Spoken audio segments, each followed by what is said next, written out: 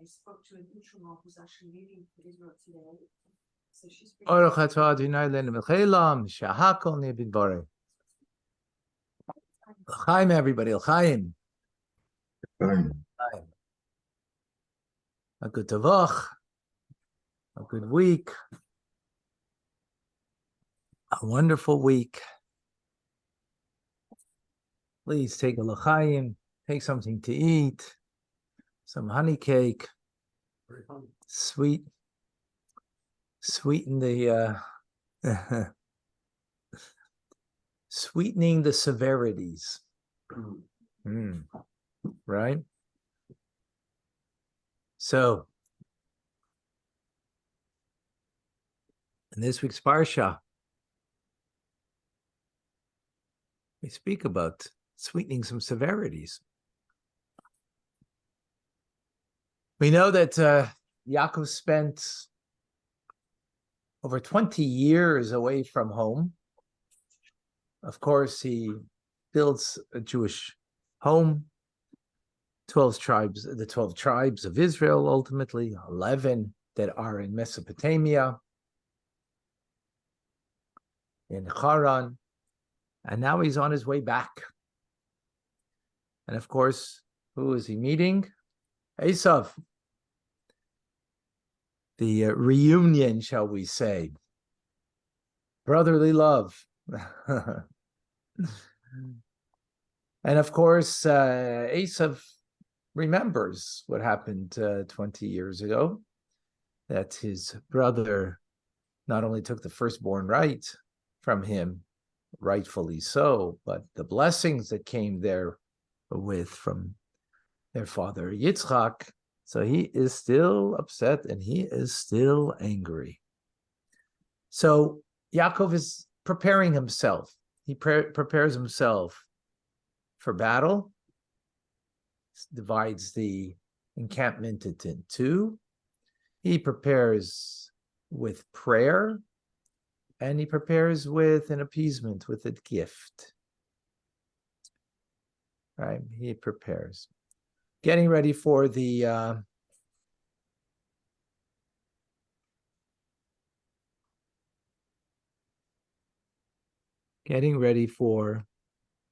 what might be a very difficult time.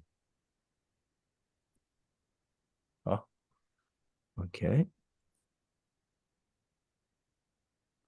So let's go to the Parsha and see what happens. There too. Oh, look at that. Amazing. Okay. So in this week's Parsha, Yaakov lifted his eyes and he saw, behold, Esav was coming and he was with 400 men. So he divided the children with Leah and with Rachel and with the two maidservants. And he placed the maidservants and their children first, and Leah and her children after, and Rachel and Yosef last. Then he went ahead of them and prostrated himself to the ground 7 times until he came close to his brother. And Esav ran toward him and embraced him, and he fell on his neck and kissed him, and they wept. So, as we learned in today's Chumash Rashi, if you recall, early this morning, right? Yaakov sends messengers, sends angels to see what's going on, and Esav is coming with 400 men, and they're marching for war. So the obvious question is, what happened? What was the change of heart? The 20 years that he remembered very clearly what his brother, took away from him, and now there's a dramatically shift. And of course, commentators have a difficulty with this, including Rashi, because this is something for even a 5-year-old would ask the question, what is going on? Why did he kiss him? So Rashi makes note of, if you look in a Sefer Torah, you'll see that on the word VaYishlach, and he kissed him, there's dots on there. Not vowels, like on the bottom of the letter, right? And you won't see it unless you look in a Torah scroll. In a Torah scroll, you're going to see dots. And on top of the word. What is the dots there? It's a few times throughout the Torah, not that many times. it's there to take that, as we will see, to minimize.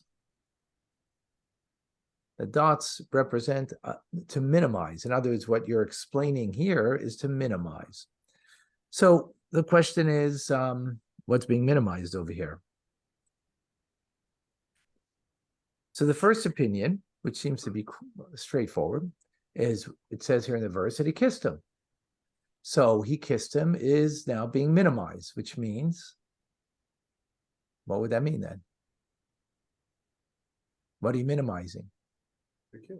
The kiss, meaning he didn't really mean it. He didn't really mean it. He expressed a kiss, but in his heart, there was something different, right? Which can happen, right? You can give a kiss to somebody, you can embrace them, you can even say, I love you, and in your heart, you have a different feeling, correct? So this is the first opinion, which seems to be quite straightforward. The word VaYishlach has dots on it to minimize that he kissed him, and he did kiss him with a full heart. He didn't mean it. That's the first opinion in the Talmud. Comes the second opinion, Rabbi Shimon Bar Yochai, and which Rashi brings down, and he says that halacha b'yadua, it's a well-known rule that Esav Seine is Yaakov, that Esav hates Yaakov. It's a well-known rule. It's well-known, right? Except in this particular instance, there's an exception. What is the exception? So Rashi says, and he kissed him. In the original Hebrew, there are dots on the word. There's a controversy concerning the matter among the Talmudic sages. Some interpret the dots to mean that he did not kiss him wholeheartedly. Rabbi Shimon Bar Yochai said, it's well-known tradition that Esav hated Yaakov, but his compassion was moved at that time, and he kissed him wholeheartedly. So what is Rabbi Shimon Bar Yochai doing? What's he doing? He's emphasizing. The opposite of what we just said, that it was wholehearted. So what's the obvious question? How could you reconcile? What does it mean? What does it mean? Well, I mean, he did it wholeheartedly. So how do you reconcile the two groups? How do you reconcile the two?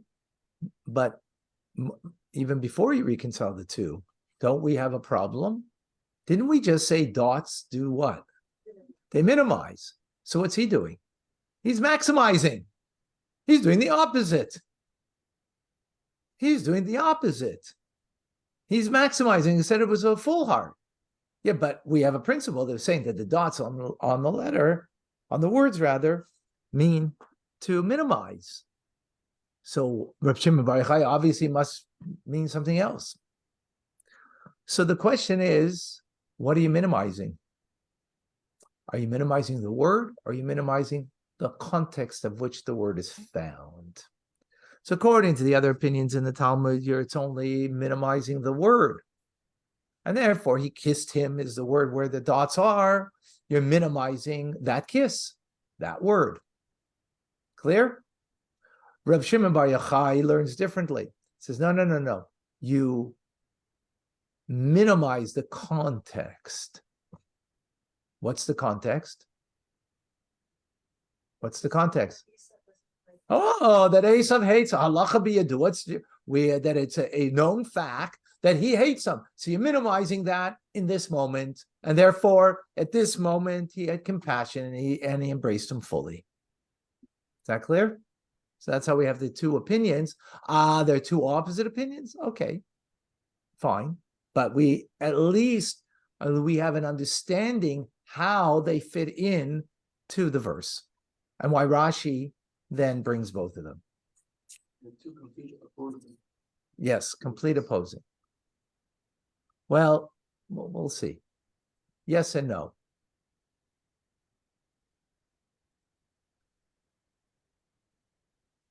Yes and no.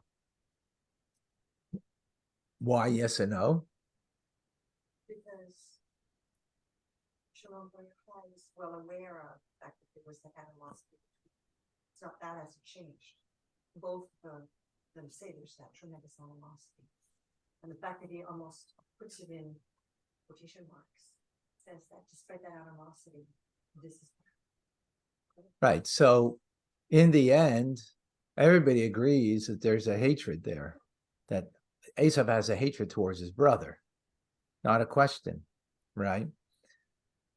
The question is, in that moment, what was the emotion in that moment, right? Even if he had compassion in that moment, which we need to understand, where does it come from? How's that possible? How does it change in the moment? So we need to understand that, right? Because the moment before and the moment afterwards, there's hatred. So in that moment, something happened. What happened? You need to understand that, right? And the answer is based on the fact that Rashi brings down that it's Rabbi Shimon Bar Yochai. That's the key to the answer. Because Rashi does not bring often what the source of his teachings is. Sometimes he does. That's only in order to give us greater insight. Because Rashi is not coming here to teach us source material. He's coming to teach us simple meaning of the text that a 5-year-old can comprehend, right?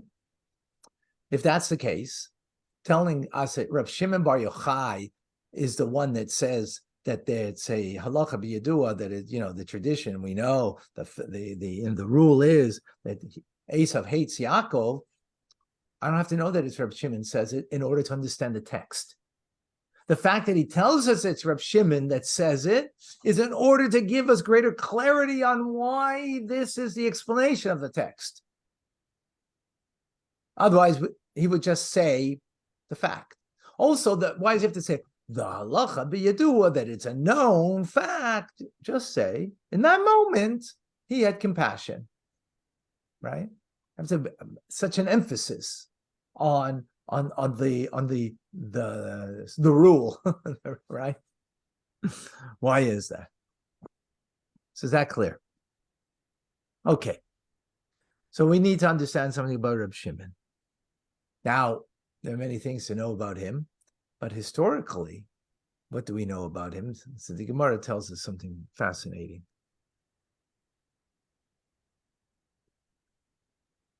Who was Reb Shimon Bar Yochai? In the tractate of Shabbos, Talmud tells her Rabbi Yehuda and Rabbi Yossi and Rabbi Shimon were sitting, and another person named Yehuda, son of convert, sat beside him. Rabbi Yehuda opened and said, "How pleasant are the actions of this nation, the Romans, as they establish marketplaces, establish bridges, and establish bathhouses." Now, you have to remember, when are we talking about? After the destruction of the first Holy Temple, right? This is after the destruction of the first Holy Temple, right? This is after Rabbi Akiva and Bar Kochva, right? And Bar Kochva. So this is in the 2nd century, about, let's say, about 50 years after the destruction of the Second Holy Temple by the Romans. Romans are still, in charge. The Jewish people, because of Yochanan ben Zakkai, they have Yavne as the seat of great wisdom in the sages of Israel, right? Are still there. Okay? So the Romans, what's Rabbi Yehuda saying? Oh, what a nice people they are. They make marketplaces, establish bridges, establish bathhouses. Rabbi Yossi was silent. Rabbi Shimon Bar Yochai responded, everything that they established only for their own purposes. They're not so great. They established marketplaces for their own prostitutes in them, bathhouses to pamper themselves, and bridges to collect taxes from all who pass over them. Yehuda, the son of converts, went and related their statements to his household, right? So he was son of converts, right? So it means there was a mixed home of people, right? And those statements continued to spread until they were heard by the monarchy. They ruled and said, Yehuda, who elevated the Roman regime, shall be elevated. Yossi, who remained silent, shall be exiled to the city of Sephoris, because he didn't say something positive, right? Rav Shimon, who denounced the government, shall be killed, right? He should be killed. All right. So this is a decree against him, and he went into hiding in a cave for 13 years.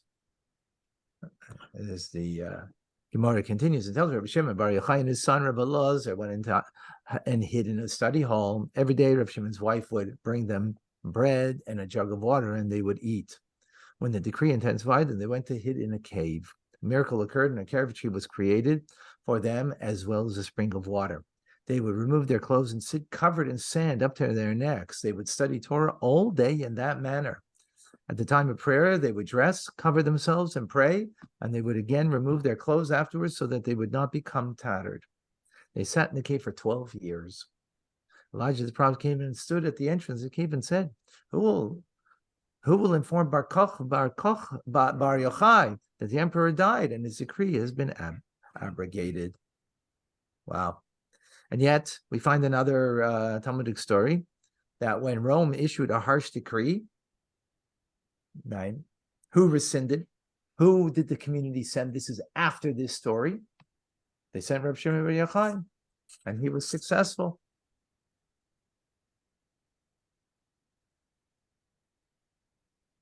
On one occasion, the Gentile monarchy issued a decree that the Jewish people may not observe Shabbos, and that they may not circumcise their sons, and that they must engage in intercourse with their wives when they are menstruating.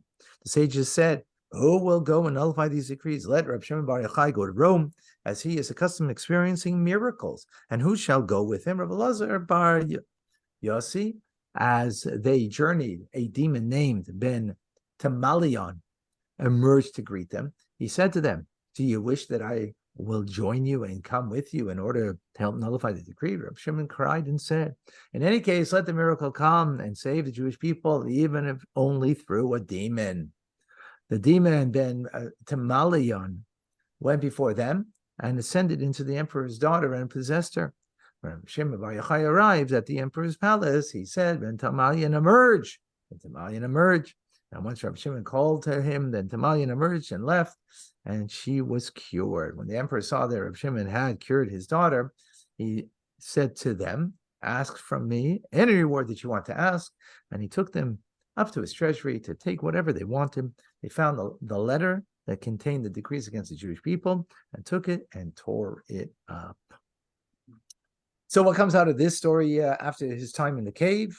That he has a remarkable quality, that he's able to neutralize all of his enemies, right? Unique power that he has. The enemies of the Jewish people, he's able to neutralize their evil efforts against the Jewish people.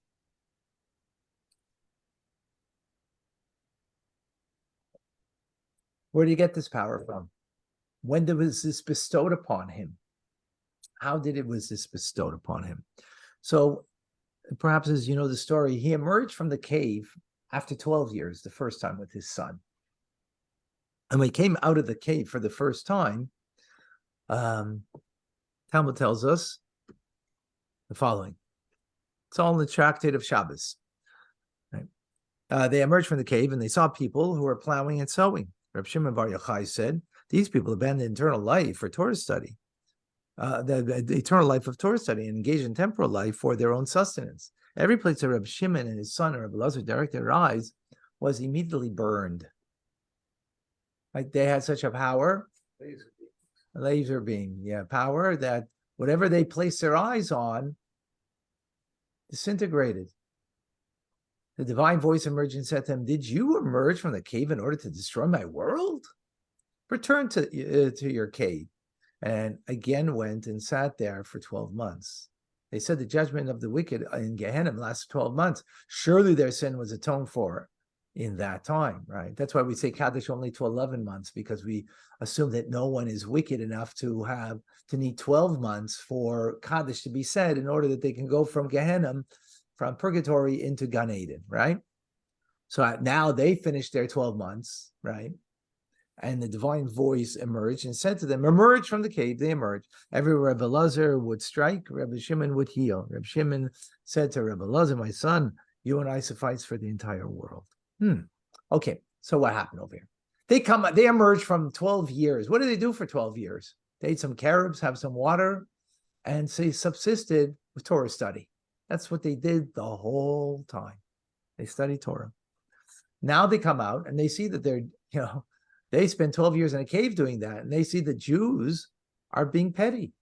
They're like, plowing the field, trying to make a living. Torah study was very much a, insignificant part of their lives.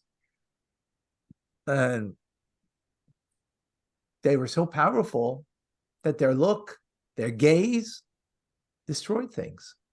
God didn't like that. They come out, Rabbi Lazar still got that powerful look, but wherever he might have looked for and they would have been causing any harm, Rabbi Shimon, he healed. He brought healing. He brought healing.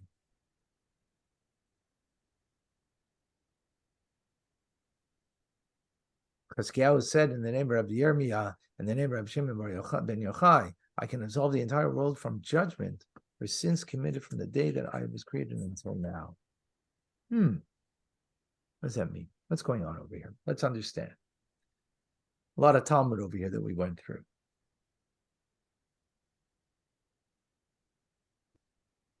I can absolve the entire world of judgment for sin. What is that a judgment based on? Based on what? Torah. Torah says you sin, there's a judgment. You have to bring an offering, you have to do tshuva, and so on and so forth, right? Is that clear?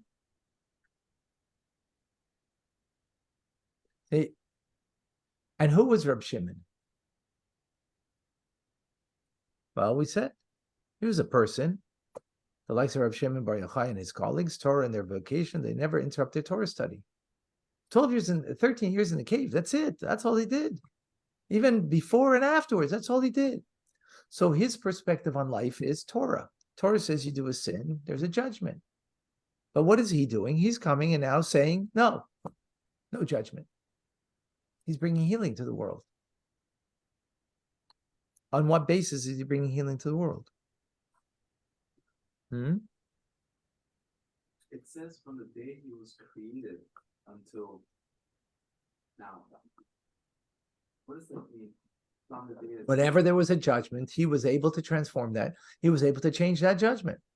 So the question is, what are we talking about over here? What does it mean exactly that he's able to change the judgment? Right?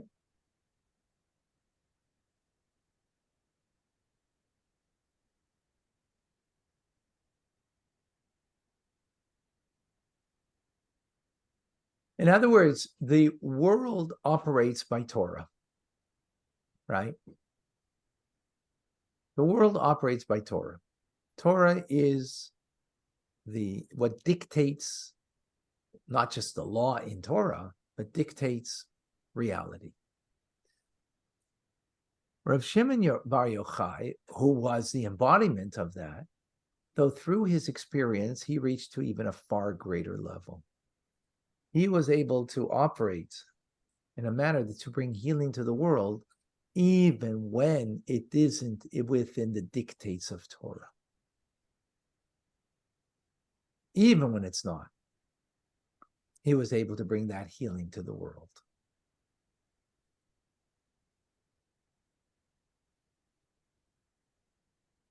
Where do we have a similar concept to that?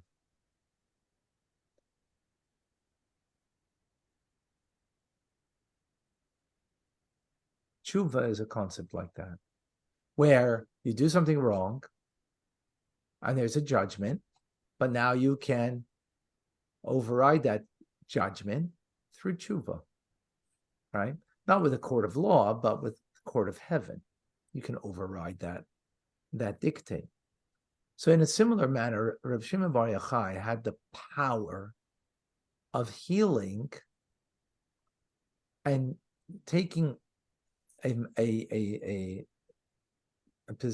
position in the world where there is not to be healing, where there's to be a judgment, and he can now override that judgment, what Torah would say, and operate, and transform that negativity into something positive. right? Except, is he changing the reality of that person or that situation? No, he's not. He's overriding it, right? What does tshuva do? Tshuva changes the position of the individual. One of the reasons why tshuva can change something is because, like, you become renewed, right? And it's sort of like a new individual in a sense, or a deeper part in you that's revealed that wasn't there before. It's like you've got a new face, a facelift, right? In a sense, because you've changed on the inside, so on your face on the outside has changed. Famous story with the Rebbe Rashab and the previous Rebbe ran the yeshiva in Tomchei Tmimim, and they had a new student that wanted to come, and they saw that he wasn't so refined. So they, rather than saying anything to him, they put him through it was before Pesach, they put him through a very hard labor, right? A hard labor, working in the kitchen before Pesach, working during Pesach, and he had to work really hard, physically and in spirit, right? That he should be with the spirit of what he's doing. And that after Pesach, the Rebbe Rashab and the previous Rebbe looked at him and said, he's a different person.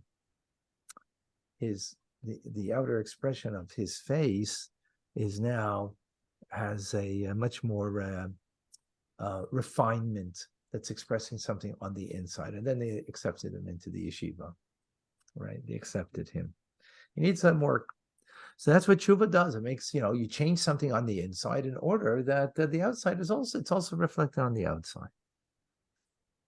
That makes sense. We get that. But that's not what the case is over here.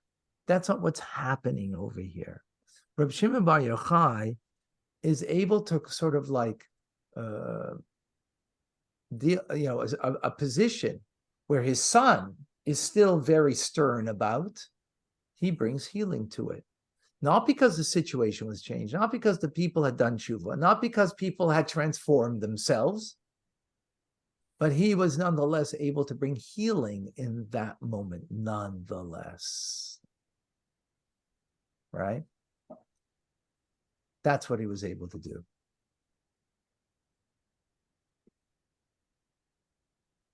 So the Rebbe explains, Reb Shimon's approach was such that he didn't need to bring the entire world to tshuva.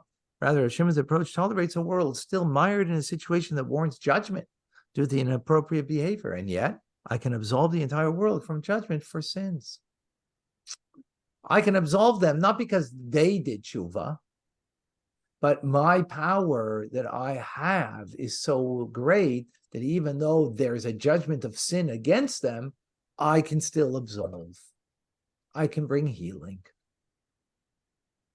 In a way, this is far greater than affecting change in the world where the lower party is elevated and ceases to being low. Namely, the evil is canceled and transformed. Reb Shimon goes a step further and says that godliness can reach and impact the lowest of places, even in its lowly state. The evil is in its own natural habitat. Wow, very powerful idea. In other words, usually we would think, the greatest thing is to change, right? The lowest denominator, the most removed from God, that it should change. And therefore, because of the change, now godliness can rest and can fit into the vessel of that person, right? And that's the story that we have with the Rebbe Rashab and the previous Rebbe with that yeshiva student. That's the normative way. Reb Shimon Bar Yochai was different. He had a power that even in the face of that person that isn't changing, he was able to affect change. Not that the person changed. In the moment, the judgment was absolved. In the moment, the crudeness wasn't there in that moment. Right? That's the power that he had. So he brought godliness into a place, even where it is crude, even where it is, there's a judgment of something negative there that hasn't changed. And yet, there can be in that moment something that's of a godly nature. So he goes to Rome, right? And only he's the one who could do it. Did he change the Romans? No. They were still Romans, right? They were still hateful. But because of his overwhelming power and what he was able to achieve, even using, and even the means that he uses is a demon, right? Even the means is a negative means, but using that out for God, right? So likewise, the Romans also using it out for God, that they don't change, but the situation changes. Rabbi, I have a question. Why would Rabbi do this for the world? Why would because a person should do tshuva, right? But why did he Okay, we'll get there. Good question. We'll get there. Well, he did that with the Romans because sometimes, there's on the level of expedience, right? What was more important? The annulment of the decree. Tshuva is a process, right? I'm still doing tshuva. We're all doing tshuva. So it's a process. If you're going to wait for the process, sometimes that's not good. Sometimes you just need the godliness to come into that terrible place, right? And what does he do? He annuls the decree, right? That's more important than tshuva, than the Romans. Oh, they recognize the Jewish people. Of course, you got to circumcise your children. Of course, you got to keep the Sabbath. Not necessarily that is needed, right? And if it were, that'd be much long-term process that would then, in that time, in that moment, be an obstacle to the observance of Shabbos and the circumcision and so on, right? So in that case, it's very clear why it was necessary, right? And even further, as we will learn later, that sometimes in our lives that there is that necessity, as we'll get to when we get there. Okay, we're good so far? Yep.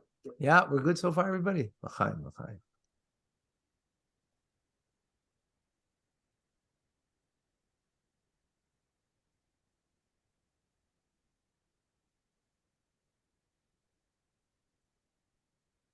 So this actually gives us a deeper understanding about Reb Shimon Bar Yochai and his power. It wasn't as much as he was a miracle maker as he was able to overwhelm negativity and evil, right? Without having to deal with the evil to be transformative, right? Which is a great accomplishment and a difficult one, right? But this now we can understand our story in our parsha, how Esav was transformed here, right? Yaakov was also an accustomed person with miracles, right? He was able to split the river with his staff when he needed to.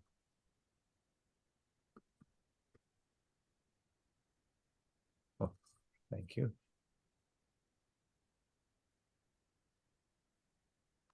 Jacob was accustomed. No, not before. For my staff, the Midrash, a God that states that he placed his staff into the Jordan, and Jordan split. What happened when the Jews crossed the sea? The sea split, and then what happened afterwards? It went back, right? In other words, it's the same thing here for Yaakov. Sea split, but it went back. In other words, in the moment, something was needed, something was accomplished, right?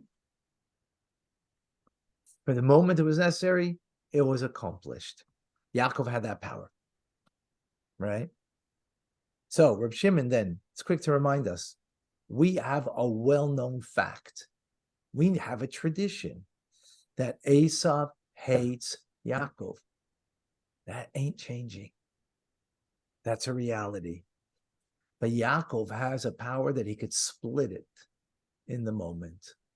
The moment before, the water is flowing. The moment afterwards, the water is going to flow. But for that brief moment, the sea splits, right? For that brief moment, Esau, his heart is split and is now no longer in that moment hateful, right? He is sincere in that moment. What's going on here? Okay. Yeah. And then go. I don't know where we're holding here. What number is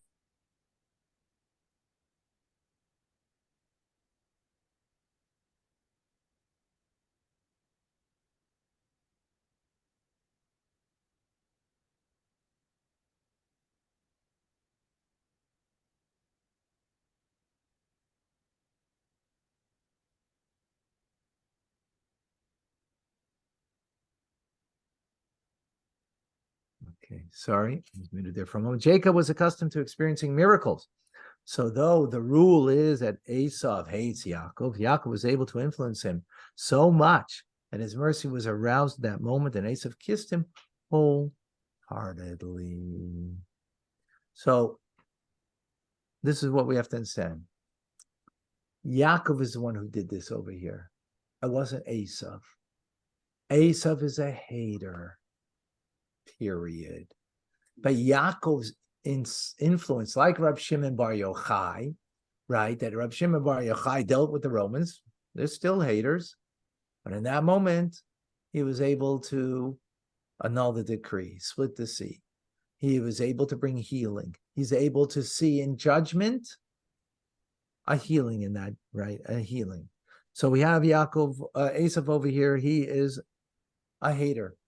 He's not like his uncle Ishmael, right? Abraham's son, that did tshuva. Esau, he doesn't do tshuva. He doesn't do tshuva. Right? Ishmael did tshuva, as we know, because he allowed Yitzchak to go before him when they buried their father.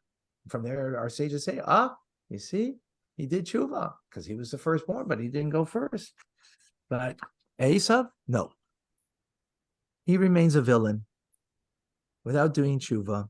Even at the burial of his brother, when Yaakov passes away, he puts up a fuss, and even then, he is a difficult character. However,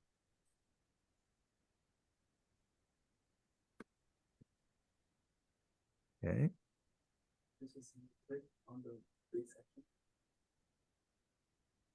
So Yaakov did not influence Esau to do tshuva. Rather, he was able to impact Esau in such a way that even while in his position, as is well-known tradition, Esau hates Yaakov, he was aroused with compassion and kissed him sincerely. So that's why Rashi brings Reb Shimon Bar Yochai, because Reb Shimon Bar Yochai had that power to be overwhelming. Yaakov had that power to be overwhelming in his influence, not overwhelming to change him from within, but change him for the moment. To change him for the moment, right? Not to be transformative. So, what does this mean? So Rebbe says to learn something, that we deal in a world that there's people who are not going to like us, who don't like us, they hate us. So the question is, how do I deal with that? Do I have to rechen with them? Do I have to consider them? So we learn here from Reb Shimon Bar Yochai. We learn here from Yaakov. Didn't consider. As a matter of fact, Rashi, when he says that when he prepared himself, the word is not he prepared himself.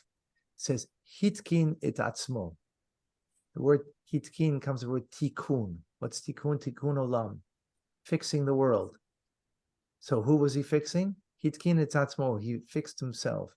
He readied himself with three things. He wasn't thinking about his brother, about his brother, even when he was scared. The only reason he was scared because he felt, as Rashi says, that God, you did so many kindnesses for me that I feel all my merit has been used up. Right? So even the fear he had isn't the fear of Esav. It's fear that I am not worthy. And even in the preparation is I'm preparing for you. No, I'm preparing within inside of me. He's fixing himself. Right? And we translated he prepared himself. But the real root of the word, he should say, hey, he prepared himself. Doesn't say, it says hitkin. He fixed himself. As he readied himself, prepared himself by fixing himself, by digging deeper inside of himself, getting this power that he could just be what he needs to be. Whole, complete, and worthy, period. And therefore, do what you got to do. And being who he is, that overwhelmed Esav in the moment, that in that moment, yes, it was wholehearted.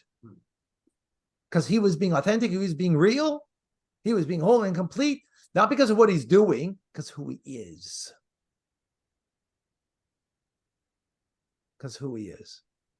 So likewise in our lives, this is the lesson over here for us to learn. Right? We are all going to deal with haters. We're all going to be dealing with naysayers. We're all going to be dealing with some negative kind of people and influences in the world around us. And the question is, do I need to take them into consideration? Absolutely not. Not a naysayer, not a hater. Absolutely not. We don't take them into consideration. Now, someone who's not a hater is one thing. We're talking about Esav over here, right? We're not talking about someone who is your friend and, did something not nice. That's a different story. We're not talking about that. We're talking about Esav here. We're talking about, the haters out there. We don't consider them. Even Yaakov, what does he do? He bows down to his brother. But that's only because he's preparing him. He worked on himself to bring himself to a place of bittul, to show regard to him. Only because it's the appropriate thing to do. Not because he's playing a game with him. He's not playing a game with him. He's not trying to win him over. He's just trying to be authentic. He's trying to be real. And by being real is being you, the Jew, who's awesome, who's powerful, who has, when you touch that place within inside of you, where it doesn't matter about the other individual, what they're thinking and what they're saying and what they're propagating is irrelevant. What's relevant is only that you find the power within you to be the true Jew that you are, the authentic person that you are, fixing inside of you what you need to fix, preparing in that manner to deal with whatever you got to deal with. And when we deal that way, we'll see that the naysayers and the haters, we're not going to transform them. But in that moment, they're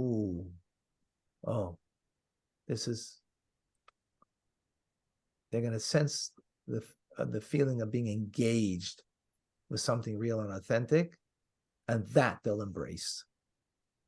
The moment before, they're not capable of it because they are who they are.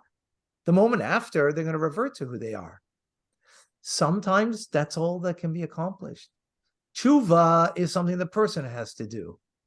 Yaakov, in what he did, that could prompt a person to help them to do tshuva. But in the end, tshuva is what a person needs to do. No one can do tshuva for another, right?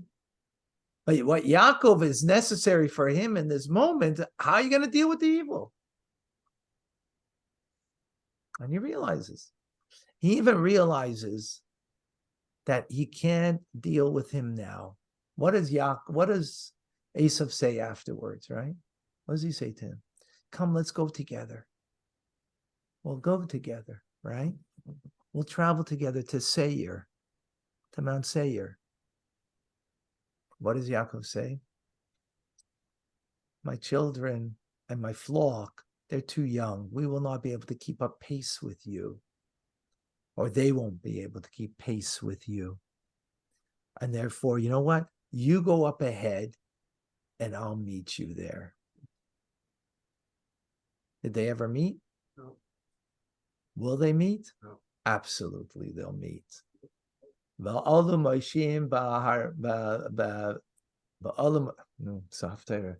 sorry, give me a second.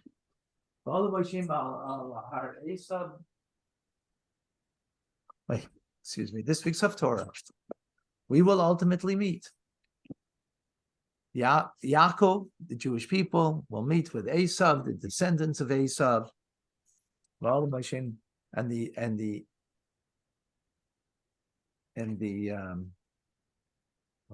second. The last words of this week's of Torah.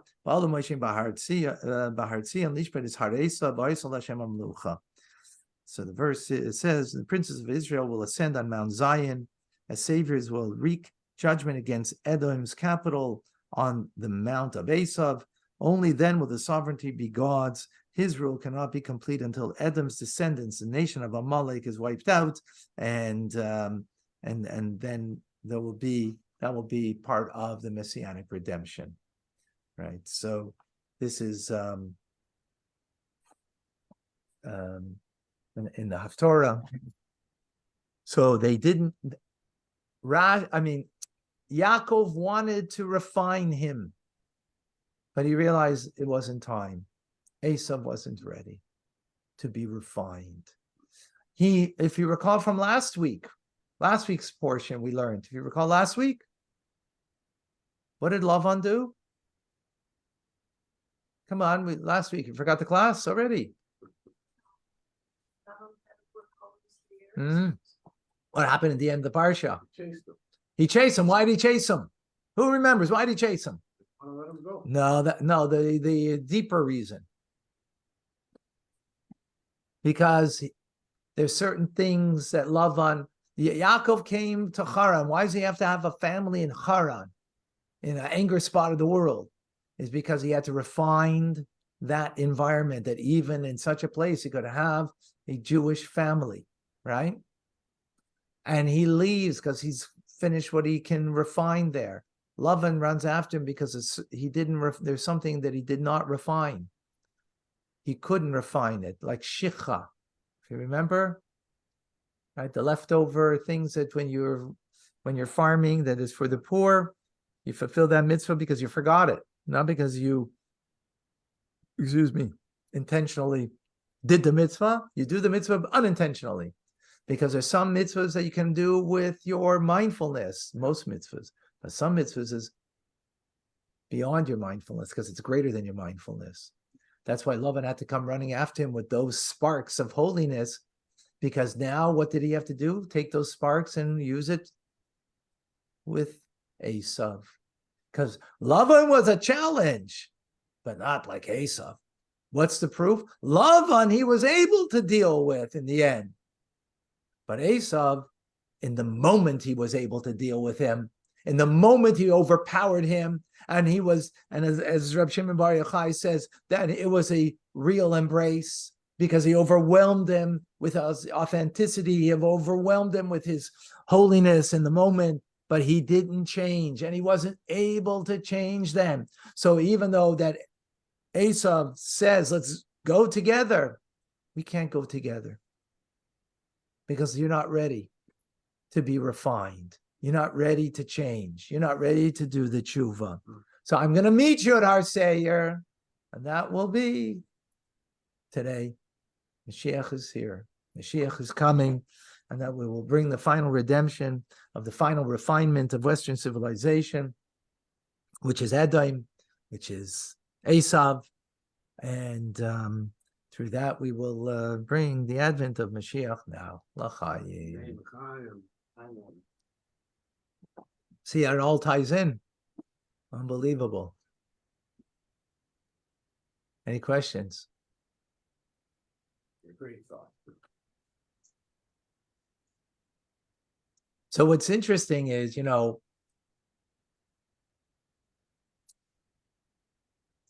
this is the message actually for Israel today and the leaders in Israel. Stop worrying about what the nations of the world are telling you.